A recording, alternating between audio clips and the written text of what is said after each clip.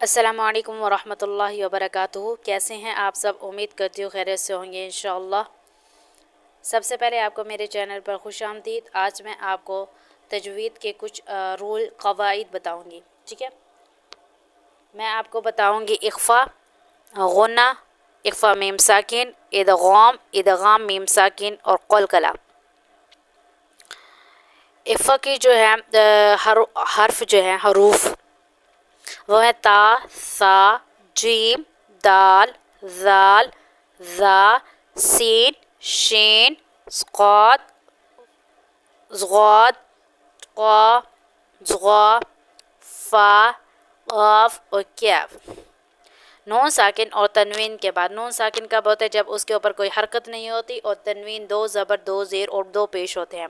ان کے بعد جو ہے مطلب کہ ان حروف کے بعد نون ساکن اور تنوین کے بعد ان حروف میں سے کوئی حرف آ جائے تو یہاں پہ ہم کیا کریں گے؟ اخفا کریں گے۔ اخفا کیسے کریں گے؟ میو قبلیکم۔ اب نون ساکن کے بعد قوف آ رہا تو ہم نے یہاں پہ اخفا کی صورت میں غنہ کیا ہے۔ اب ہم غنہ کیسے کریں گے؟ غنہ کے جو حرف ہے وہ دو ہیں، کون سے؟ میم مشدد، میم مشدد اور نون مشدد۔ اچھا، میم مشدد کی میں آپ کو مثال دیتی ہوں، فَأَمَّ الَّذِينَ، اور نون مشدد کی ہے وَإِنَّ الَّذِينَ۔ اب آتے ہیں اخفا میم ساکن۔ اخفا میم ساکن کیا ہے؟ میم ساکن کے بعد جب حرف با آ جائے تو اخفا میم ساکن ہوتا ہے۔ میم ساکن کے بعد کیا آ جائے؟ با آ جائے۔ تو یہاں پہ میں آپ کو مثال کے ساتھ بتاؤں گی، فَلَمَّا أَنبَأَهُم۔ اب میم ساکن کے بعد با آ رہا ہے، أَنبَأَهُم بِأَسْمَائِهِمْ، ٹھیک ہے؟ یہاں پہ ادغام ہوگا۔ اب قلقلہ کب ہوگا؟ ٹھیک ہے، قلقلہ کے جو حروف ہیں وہ 5 ہیں، کتب جدن، قاف، طا، با، جیم اور دال، ٹھیک ہے؟ ان کو ہم کتب جدن بھی کہتے ہیں۔ ان 5 حروف میں سے کوئی ایک حرف آ جائے اگر یہ ساکن ہو، مطلب کہ اگر یہ ساکن ہو یا ان حروف پہ وقف کیا جائے گا، مطلب کہ آیت کمپلیٹ ہو رہی ہوگی، ختم ہو رہی ہوگی، تو ہم قلقلہ کریں گے۔ قلقلہ کیسے کریں گے؟ قلقلہ کو میں آپ کو جو ہے وہ مثال بتاتی ہوں، وَمِمَّا رَزَقْنَاهُمْ، جھٹکا دے گے اس کو پڑھیں گے۔ قوف ہے نا، اب جو ہے نا قوف ساکن ہے تو رَزَقْنَاهُمْ، جیسے من قبلک، قبلک، قوف ہے نا، یہاں پہ قوف ساکن ہے۔ اب ہم پڑھیں گے ادغام میم ساکن۔ ادغام میم ساکن کیسے ہوگا؟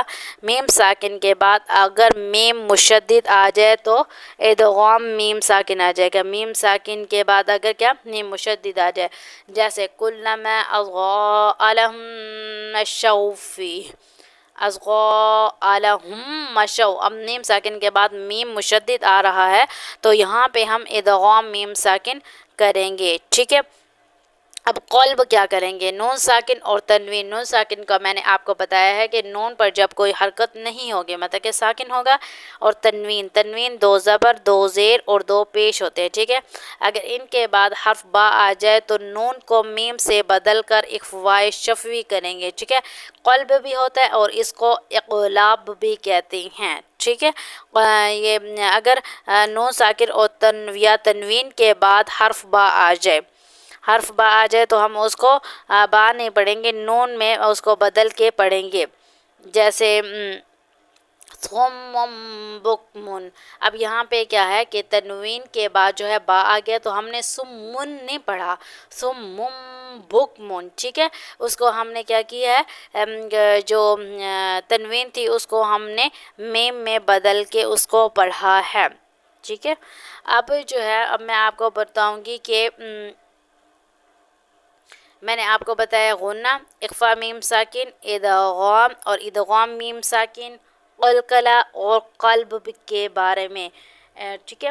انشاءاللہ امید کرتی ہوں کہ آپ کو یہ بہتر طریقے سے سمجھ آ گئے ہوں گے، اور جو ہے اس کے رول جو ہے اور ویڈیوز بھی اس کے میرے یوٹیوب کے چینل کے لنک میں دی ہوئی ہیں، آپ جا کے اس کے ویڈیوز دیکھ سکتے ہیں کہ جو ہے لفظوں کی ادائیگی کس طرح سے کی جاتی ہے، ٹھیک ہے؟ ورنہ آپ مجھے کامنٹس میں لازمی بتائیے گا کہ آپ کو یہ ویڈیو کس طرح سے لگی، اور کامنٹس میں اچھے اچھے کامنٹس کیا کرے تاکہ ہماری حوصلہ افزائی ہو اور آپ لوگوں کے لیے بہتر سے بہتر ویڈیو بنا سکیں۔